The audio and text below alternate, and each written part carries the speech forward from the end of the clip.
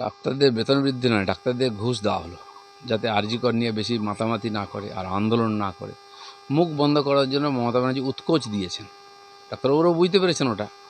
তো এত বড় একটা আন্দোলন যেটা সারা দেশকে দুনিয়াকে কাঁপিয়ে দিয়েছে, টাকা পয়সা দিয়ে বন্ধ করে দেবেন? তা না হলে যদি বেতন বাড়াতে হয়, নরেন্দ্র মোদী বাড়াচ্ছেন, দেখুন না সবাইকে, পে কমিশন বাড়ছে, ও বাড়ছে, ডিএ বাড়ছে, একবার উনি ঘোষণা করেছেন। সরকার তার ব্যবস্থা অনুযায়ী ঘোষণা করে।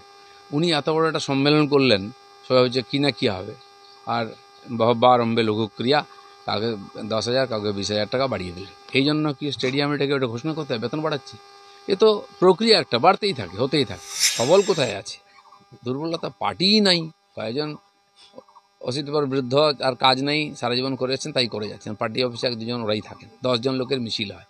সেই সিপিএমকে আমরা দেখেছি, মিছিল বার করতো, কাঁপিয়ে তো, ভয় কাঁপতো লোকে, কী না কী হয়ে যাবে। আজ ওরাই ভয়ে বেরোয় না। টিএমসি একটু জায়গা দিয়েছে, তাই হাঁটাহাঁটি করছে। 2 জন মহিলা মিলে একজন মহিলার শরীরকে টুকরো করে নিয়ে এসে ব্যাগে করে গঙ্গায় ফেলতে যাচ্ছে। কোথায় পৌঁছে গেছে আমাদের পশ্চিমবঙ্গ? তার আগের দিন কি হয়েছে, একজন মহিলাকে 20 কিলোমিটার ধাওয়া করেছে দুষ্কৃতকারীরা, উনি গাড়ি উল্টে পড়ে গেছেন। কোথায় মহিলাদের সুরক্ষা? আরজি কর যে আন্দোলন, তার প্রথম উদ্দেশ্য ছিল যে মহিলাদের সুরক্ষা হোক, কিছুই হয়নি। মহিলাদের উপর অত্যাচার বেড়েই যাচ্ছে। এত সাহস আসে কী করে দুষ্কৃতকারীদের? পুলিশ কী করছে? আজ পশ্চিমবাংলা পুলিশের এমন অবস্থা, লোকে ভয়ও করছে না, লোকে ভরসাও করে না।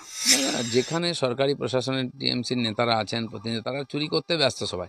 মমতা ব্যানার্জির হিম্মত নেই, না বলেন বা আটকান, তাহলে পার্টি উঠে যাবে, সরকার পড়ে যাবে। এই সমস্ত দুষ্কৃতকারী যারা সমাজবিরোধী, তারা এখন নেতা প্রতিনিধি হয়েছে, তারাই সরকার চালাচ্ছে, তারাই পার্টি চালাচ্ছে। আর এইভাবে ভগবানের ইচ্ছা চলে, যতদিন চলে ততদিন মানুষের কপালে আরও দুর্ভোগ।